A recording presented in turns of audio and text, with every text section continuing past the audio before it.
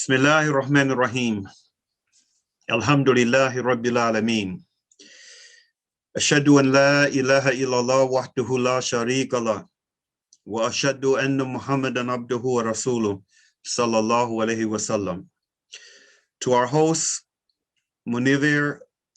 Sister Munivir Aktas and the Istanbul Women's Branch of Houda, to my sister in Islam and leader of the International Free Afia Movement, Dr. Fawzia Sadiqi, to my friend and fellow warrior in the never-ending human rights struggle in America, Stephen Downs, and other members of this distinguished panel, and to all who have tuned in and will hopefully benefit from today's transnational gathering to bring attention to the plight of an abused prisoner of war.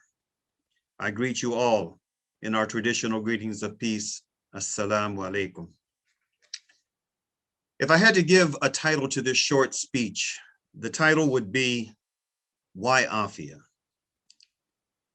If I remember correctly, the year was 2014, when in the aftermath of my visit to Pakistan, we organized a series of demonstrations for Dr. Afia Sadiqi in the state of Texas, where she has been held as a political prisoner in solitary confinement for most of her postgraduate years in the United States.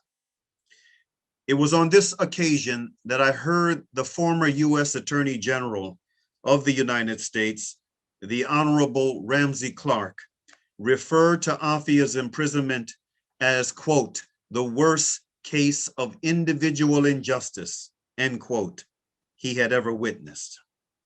Those words resonated deep within my being, for I had felt the same way for many years. Many times over the years, I have been asked the question, why Afia? Why is her case so important to you when there are so many injustices in the world? There are so many people in America who have been wrongfully imprisoned. Why so much time and energy spent over this one woman, Brother Salakan? My answer, because this woman's plight, this one woman's plight is unprecedented in this modern age of ours on so many levels. In the early morning hours in the summer of last year, I wrote the following words. It's 3:21 in the morning on the 9th of Dhul Hijjah, 1441, the day of Arafat, corresponding with July 30th, 2020. When I decide to turn on my laptop to do some writing. On this night, I got about 2.5 hours of sleep. It's good that I live alone, so no one has to be disturbed by my insomnia. I've long grown accustomed to sleepless nights and for the need to take a short nap or two during the day in an often feeble attempt to give my body its rights. Lately, I have found myself reflecting over a line in a song made famous by the late, great Paul Robeson, with a much deeper understanding and appreciation. The lyric goes, I'm tired of living, scared of dying, but old man River, he's rolling along. While I don't know with any certainty what the author's intent was behind those lines, for me, old man River rolling along is a metaphor for time itself. It waits for no one. It's impervious to all circumstance. I'm tired of living, scared of dying, is the line of special significance for me, however. Prophet Muhammad, sallallahu alaihi wasallam, may the peace and blessings of Allah be upon him, is reported to have said something to the effect that this material world, this dunya, is a prison for the believer. It is the one thing that gives me reason for optimism, that I just might be able to depart this world on the right side of my Lord's favor. I often feel like a prisoner, but suicide is out of the question. Of the cases and issues that occupy my mental space sometimes in the wee hours of the night, none has been as consistent and demanding as the case of Afia Sadiqi. On this note, I am reminded of one of the most persistent questions I have been met with over the years in my human rights work. Why Afia? Why is she so important? To this, I say the following. There are many reasons. The first is her being an oppressed person. The second is her being an oppressed Muslim woman, a special category of oppressed persons according to Islam. The third is her being the caliber of Muslim woman that she is, someone who had a widely respected reputation for dawah and doing what she could to bring relief to the oppressed. The fourth reason is the fact that she was targeted as a symbol to be used to send a message and instill fear in the Muslim world. The fifth is because the magnitude of abuse committed against her is off the charts. As former U.S. Attorney General Ramsey Clark once said, the case of Afia Sadiqi is the worst case of individual injustice I have ever witnessed. The sixth reason is that as far as we know, she is still alive and being held under horrific, unconstitutional conditions. And finally, reason number 7, because her case represents a litmus test for committed Muslims the world over, other right-minded human beings, and the better of the two Americas. And I thank you.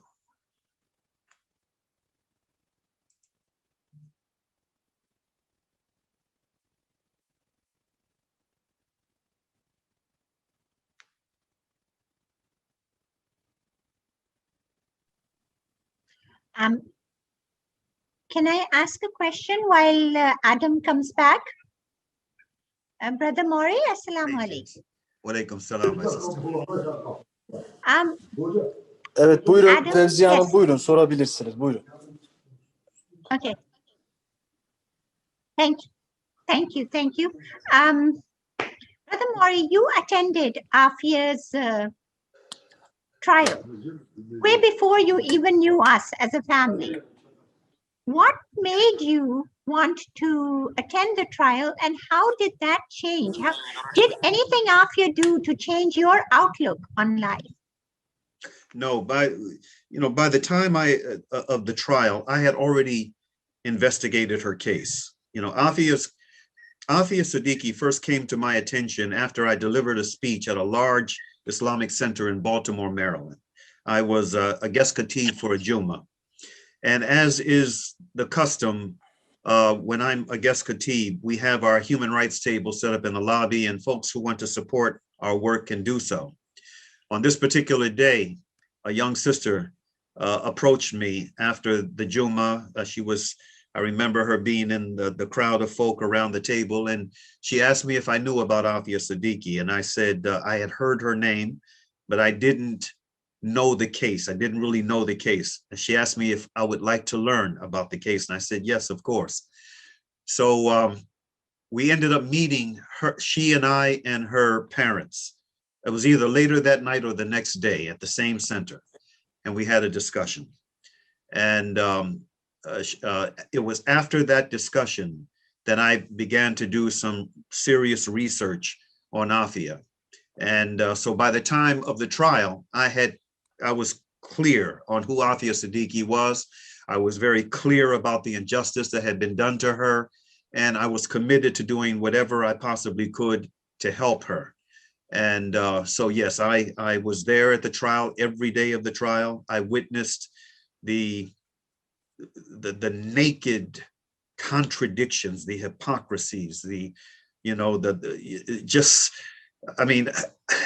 was a bizarre kind of experience, sitting in on that trial, where you saw the government's key witnesses contradict themselves so clearly under oath that they should have been tried. They should have been charged with perjury. They should have been charged with perjury, but they weren't. They weren't. And the judge who was pro-prosecution just let everything go, it was just it was a terrible miscarriage of justice from start to finish. And it made me, subhanAllah, I've been in many courtrooms around the country over many years, in many cases, many courtrooms, many years, many cases. Afiya's case was the first time when the judge, when the jury came back with a finding of guilty. It was the first time that I broke down in tears. And because the weight of that,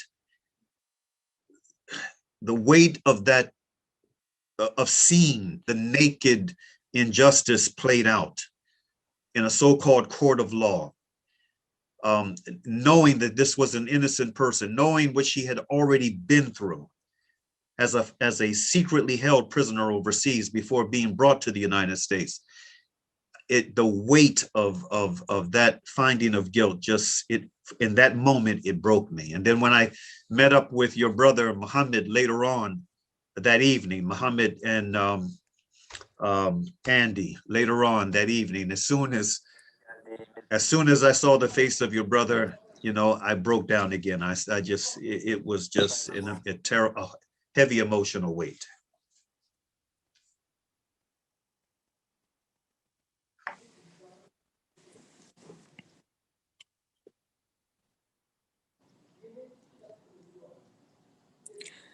Sözleriniz bitti mi efendim acaba? Yoksa devam edecekseniz birkaç dakikamız var. Muris Alahan Bey.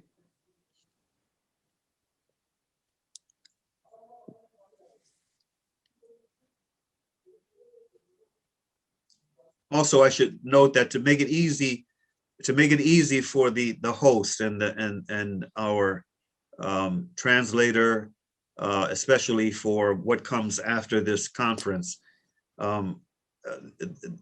I will send the notes of my presentation to our sister Munira, so that it would make it easy for you to translate and convey the message that I gave to anyone else that might be interested, inshallah.